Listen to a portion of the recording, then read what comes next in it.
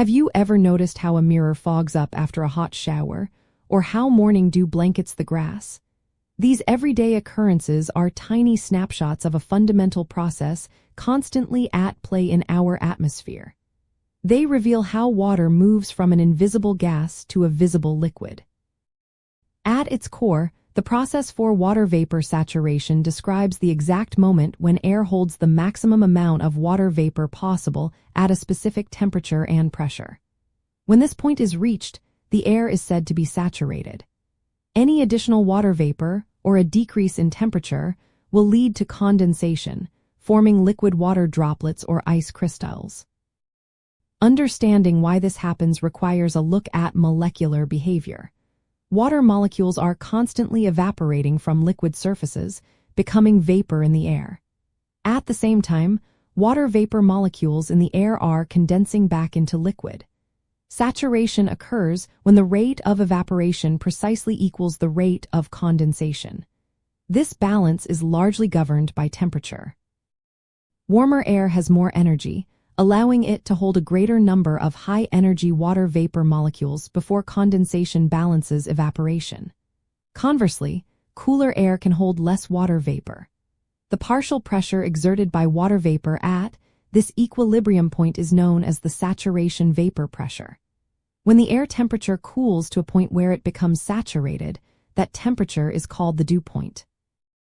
Relative humidity, which is often discussed alongside saturation, is simply the ratio of the actual water vapor content to the maximum possible at that temperature. When the relative humidity reaches 100%, the air is saturated. We see the effects of saturation everywhere, from the formation of clouds to the fog that rolls in on a cool morning. Engineers and meteorologists apply this knowledge to predict weather patterns, design efficient cooling systems, and manage atmospheric moisture. You can observe this principle by watching your breath condense on a cold day, where the warm, moist air from your lungs cools rapidly to its dew point. Understanding this process helps us grasp why certain conditions lead to rain, fog, or frost. An intriguing extension of this concept is supersaturation, where atmospheric conditions can sometimes allow air to hold slightly more water vapor than theoretically possible at saturation, albeit temporarily. This often requires the presence of tiny airborne particles, known as condensation nuclei, like dust or pollen.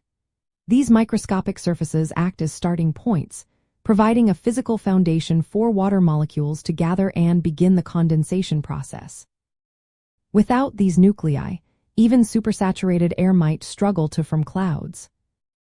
Ultimately, water vapor saturation is a pivotal concept in atmospheric science, serving as the gateway from invisible atmospheric moisture to the visible phenomena of clouds and precipitation.